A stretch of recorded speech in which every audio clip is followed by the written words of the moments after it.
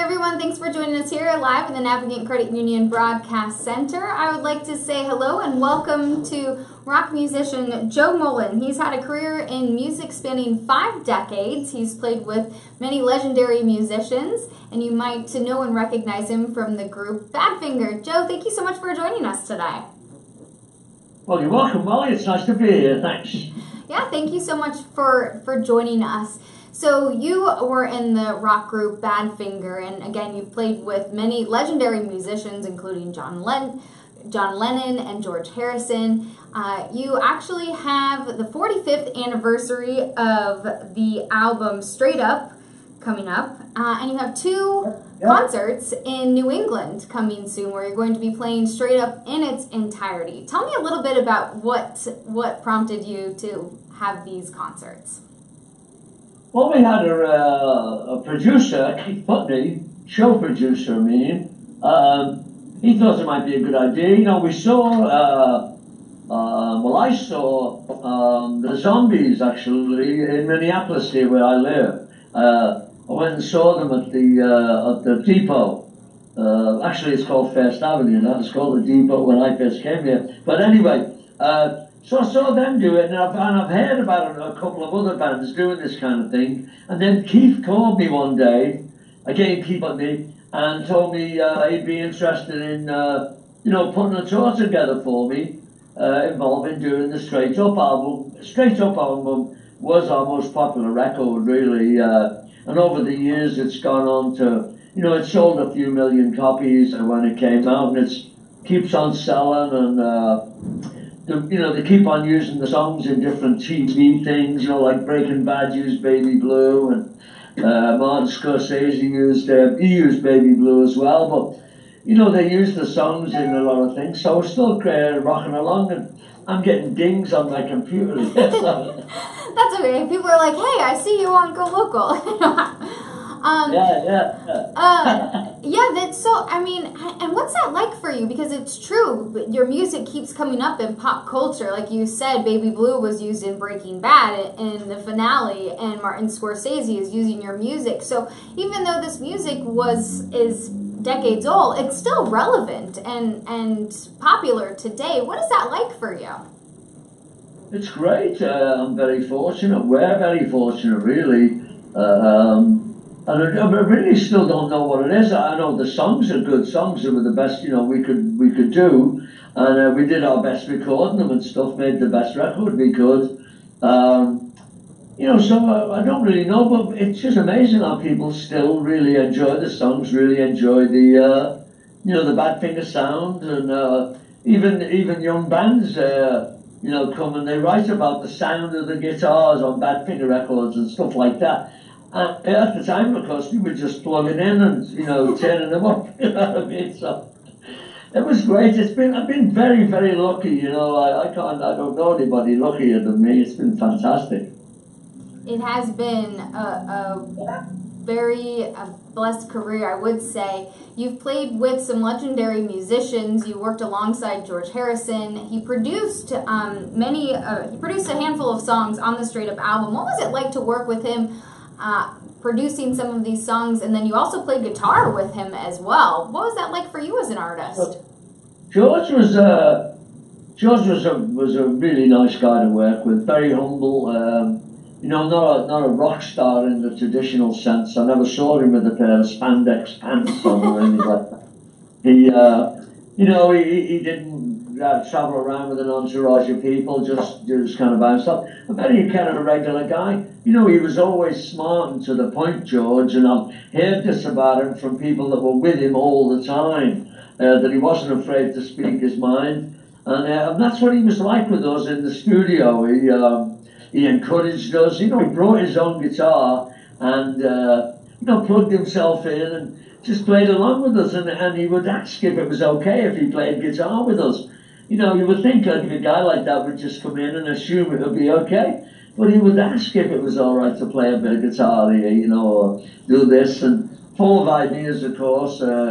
All his years of studying records and rock and roll music, a great rock and roll music fan, incidentally. So all those years of studying, he brought that all with him every day. and wasn't afraid to share it, wasn't selfish with it. If he had an idea for the guitar line, he'd come right up and play it for you.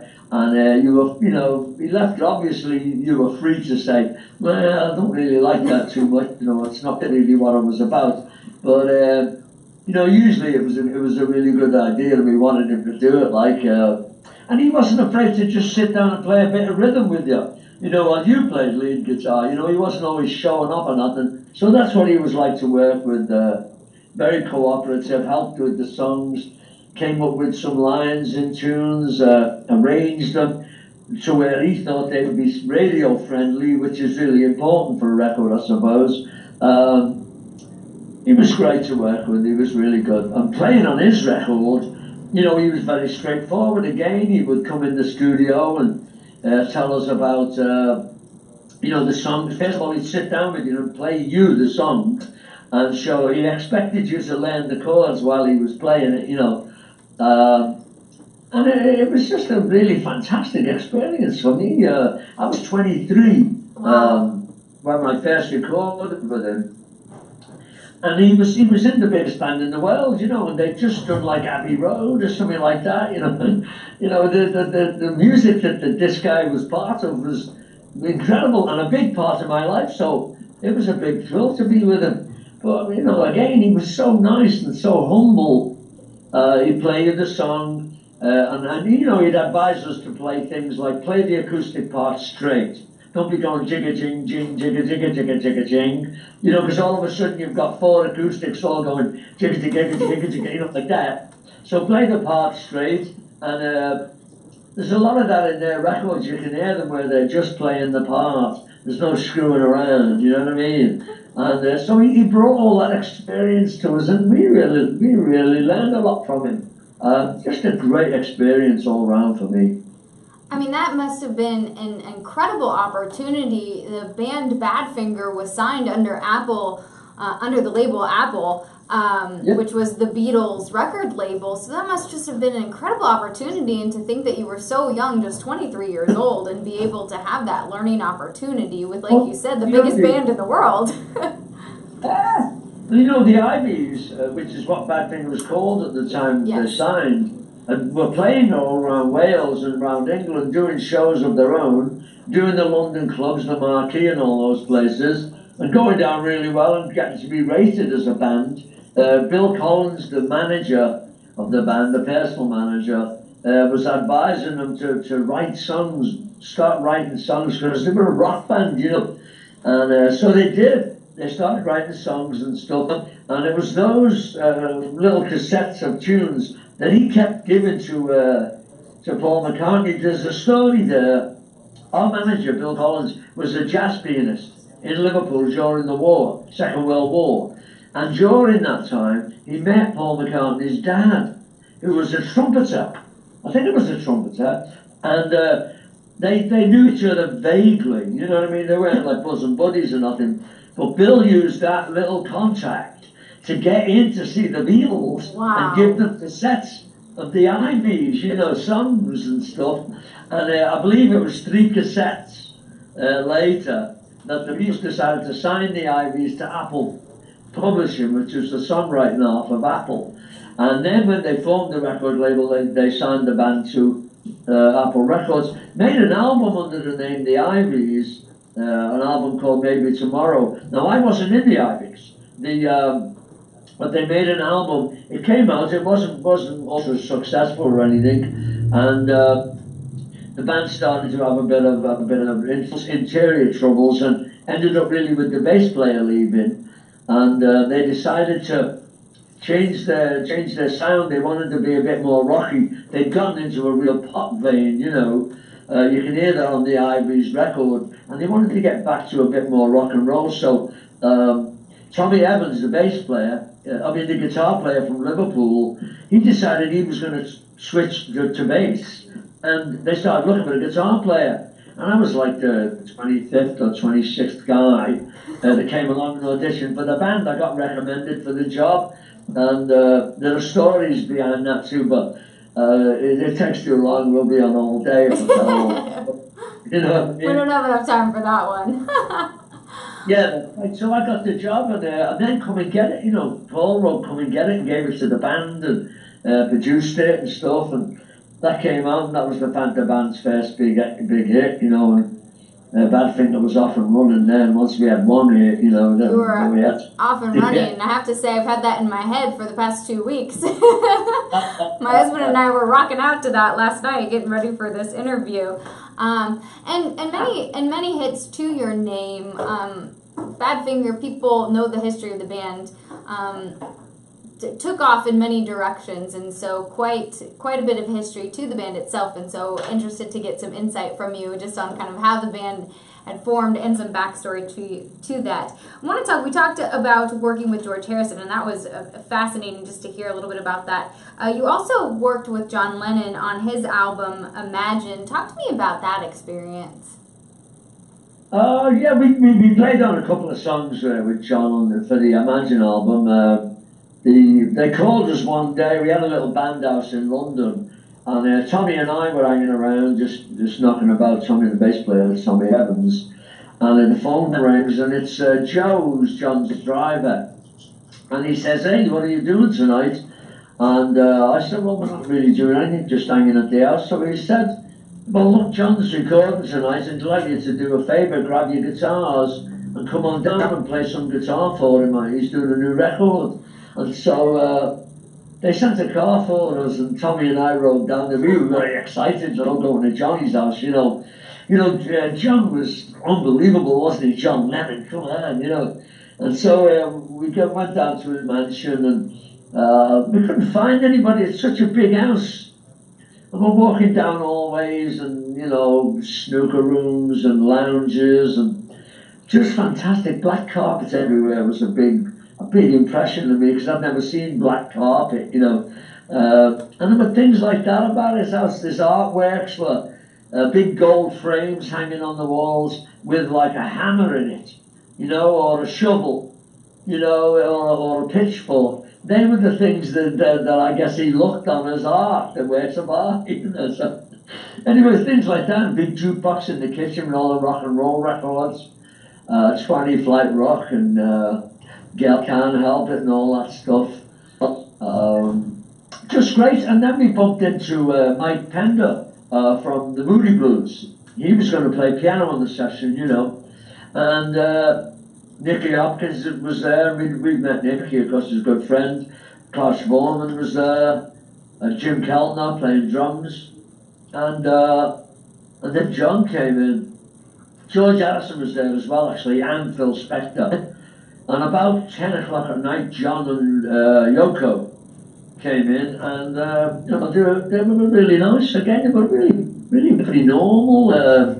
Yoko was really sweet. We were all a bit worried because we'd heard these weird things about her, but she wasn't like that at all. She was really nice.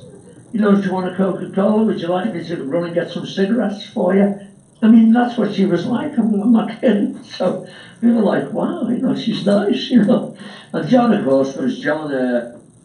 He was brusque. He spoke in a very kind of a broad Liverpool accent. You know what I mean, like this, and he wasn't afraid to say "F this" or do that, whatever. And he just had a few words with us, and then he said the first song we're going to do is "Jealous Guy," a song called "Jealous Guy," a new song, and it goes like this. And he just sat there and played it to us. Wow. And that's a bit of a dream right there. John sitting on his little stool with his headphones on and just singing "Jealous Guy," if you can imagine that. And we're all sitting there just gaga, He was great, trying to find the chord and watching him like crazy. Because it was the same as George. They expected you to learn the chords while they were playing the song.